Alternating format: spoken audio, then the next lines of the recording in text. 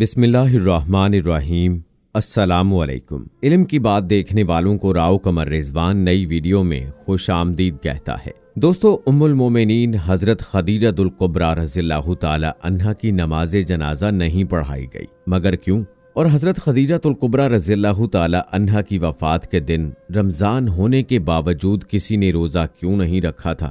حضرت خدیجہ رضی اللہ تعالی عنہا کی وفات کے سال کو عام الحزن کیوں کہا جاتا ہے؟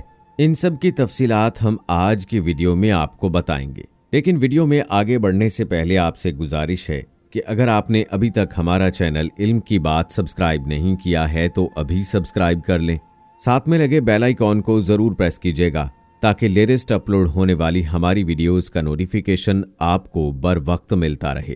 ویڈیو کو لائک کریں، شیئر کریں اپنے دوستوں کے ساتھ اور کمنٹ باکس میں اپنی رائے کا اظہار لازمی کیجیے گا۔ دوستو، حضرت خدیجہ رضی اللہ تعالی عنہا وہ پہلی خاتون ہیں جنہیں قرآن مجید کی روح سے سب سے پہلے ام المومنین ہونے کا شرف حاصل ہوا تھا۔ اس کے علاوہ ذاتی طور پر قرآن مجید میں آپ کے ایثار و قربانی کا تذکرہ ہے۔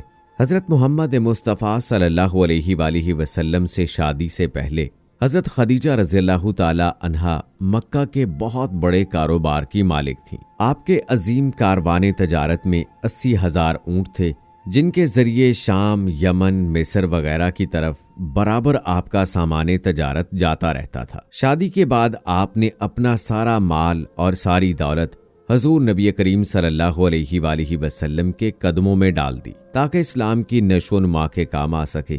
ام المومنین حضرت خدیجہ الکبریٰ رضی اللہ تعالی عنہا انتہائی بافضیلت خاتون ہیں۔ آپ کے والد ماجد خویلد ابن اسد اور والدہ ماجدہ کا نام فاطمہ بنت زائدہ تھا۔ ان دونوں کا سلسلہ نسب آگے چل کر پیغمبر اسلام صلی اللہ علیہ وآلہ وسلم کے سلسلہ نسب سے مل جاتا ہے، اور اس طرح آپ کی ذات گرامی حسب و نسب کے اعتبار سے اس لائق تھی کہ زینت خانہ پیغمبر صلی اللہ علیہ وآلہ وسلم بن سکے۔ آپ رضی اللہ تعالی عنہا کی ولادت 15 سال قبل از عام الفیل اور 65 سال قبل از ہجرت نبوی ہوئی۔ آپ نے 65 سال کی عمر میں وفات پائی اور مکہ کے مشہور قبرستان جنت معلیٰ میں سپرد لحد ہوئیں۔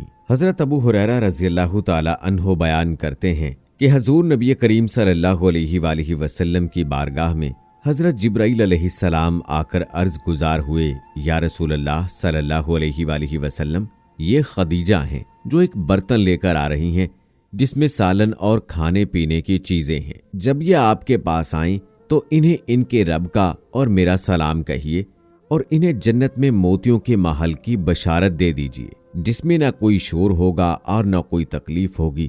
ایک اور حدیث مبارکہ میں حضرت علی رضی اللہ تعالی عنہ سے روایت ہے کہ حضور نبی کریم صلی اللہ علیہ وآلہ وسلم نے فرمایا، اپنے زمانے کی سب سے بہترین عورت مریم ہے، اور اسی طرح اپنے زمانے کی سب سے بہترین عورت خدیجہ ہے۔ اسی طرح حضرت عبداللہ بن عباس رضی اللہ تعالی عنہ فرماتے ہیں کہ ایک دفعہ حضور نبی کریم صلی اللہ علیہ وآلہ وسلم نے زمین پر 4 خطوط کھینچے اور دریافت فرمایا، کیا تم جانتے ہو کہ یہ کیا ہے؟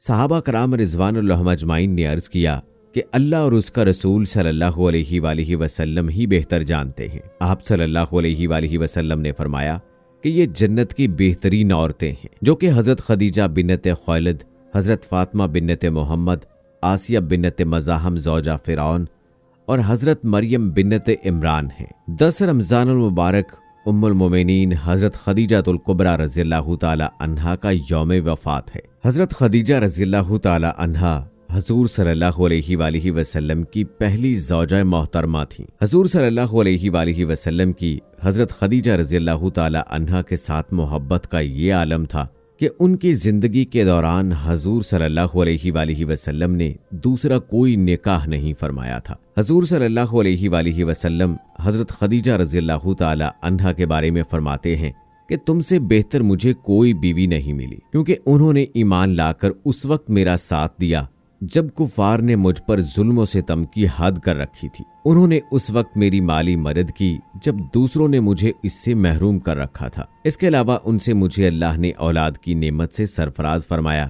حضرت خدیجہ رضی اللہ تعالی عنہا کے ساتھ حضور صلی اللہ علیہ وآلہ وسلم کی بے پناہ محبت تھی، لیکن کیا آپ کے علم میں ہے کہ حضرت خدیجہ رضی اللہ تعالی عنہا کی نماز جنازہ نہیں پڑھائی گئی تھی؟ کیونکہ اس وقت نماز جنازہ سمیت 5 وقت کی نماز فرض ہی نہیں ہوئی تھی۔ بالکل اسی طرح رمضان کا مہینہ ہونے کے باوجود کوئی فرد روزے سے بھی نہ تھا، کیونکہ اس وقت روزے بھی فرض نہیں ہوئے تھے۔ اسی سال رسول اللہ صلی اللہ علیہ وآلہ وسلم کے محبوب چچا جناب ابو طالب نے اس دنیا سے پردہ فرمایا، اور 2 عظیم صدموں نے حضور صلی اللہ علیہ وآلہ وسلم کو بہت مخموم کر دیا۔ اسی لیے اس سال کو عام الحزن یعنی غم کا سال کہا جاتا ہے۔ حضرت خدیجہ رضی اللہ تعالی عنہا کی وفات مدینہ کی ہجرت اور نماز فرض ہونے سے قبل اسی سال ہوئی جب حضرت ابو طالب رضی اللہ تعالی عنہ کی وفات ہوئی۔ روایات کے مطابق انہیں جنت میں موتیوں سے تیار کردہ گھر ملے گا۔